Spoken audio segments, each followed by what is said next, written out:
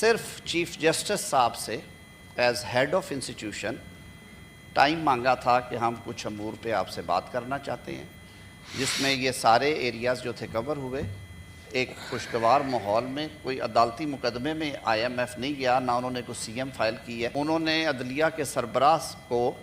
کچھ اپنے جو ان کے ایجنڈا آئٹمز ہیں کہ رول آف لاء کے لیے، کیسز کے بیک لاگ کے لیے، گورننس کے لیے کیا بہتر کر سکتے ہیں، وہ ان کے سامنے رکھا۔ آپ نے بات کی کہ چیف جسٹس صاحب کو وہ وفد ملا ہے، ججوں کو نہیں ملا۔ چیف جسٹس صاحب جو ہیں وہ عدلیہ کے سربراہ ہونے کی حیثیت سے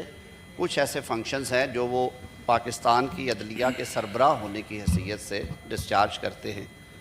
اور ان کے اپنے 2-3 پروگرامز ہیں، جس میں لاء اینڈ جسٹس کمیشن کا ایک ایکسٹینسو پروگرام ہے جس میں لیگل ریفارمز ہیں،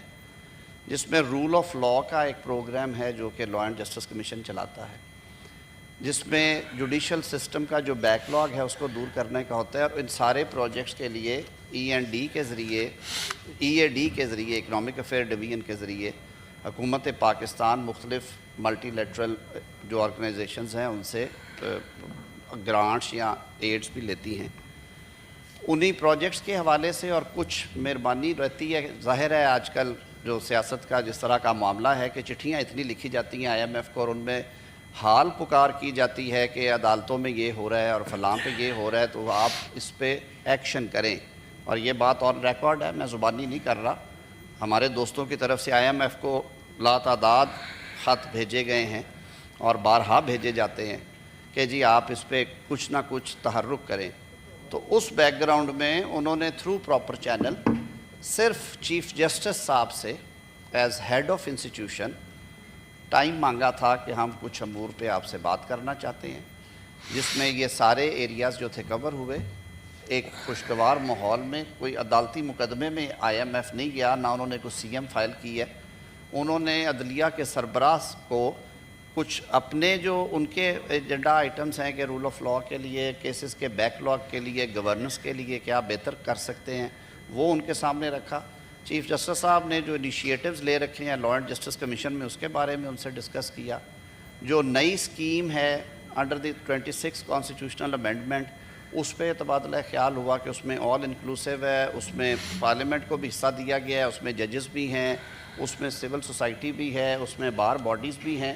کہ یہ دنیا کے بہت سارے ممالک میں آج ترک ڈیلیگیشن ترک صدر تشریف لائے ہوئے ہیں، بلکہ ہاؤس انہیں خوش آمدید کہنا چاہیے۔ ترکیہ ہمارا ایک بڑا پیارا بھائی ہے جو ہمیشہ تھک اینڈ تھن میں پاکستان کے ساتھ کھڑا ہوا ہے۔ وہاں بیٹھے یہ بات ہو رہی تھی، انہوں نے کہا کہ ہمارے ہاں جو سپیریئر جوڈیشری میں اپوائنٹمنٹس ہیں وہ ایک کونسل کرتی ہے، that council is headed by minister for law and justice. اس میں کچھ ریٹائرڈ جج بھی ہیں، کچھ پارلیمنٹیرینز ہیں، کچھ سول سوسائٹی کے، کچھ بار باڈیز کے لوگ ہیں۔ دنیا میں مختلف ماڈلز ہیں یہ، تو اس پہ بھی بات ہوئی ہوگی، لیکن نہ وہ کسی مقدمے کا وہاں سے پوچھنے گئے، نہ ہی ان کا یہ ڈومین ہے کہ وہ سپریم کورٹ کی جو ڈسپنسیشن آف جسٹس جو مقدمات کی ان کے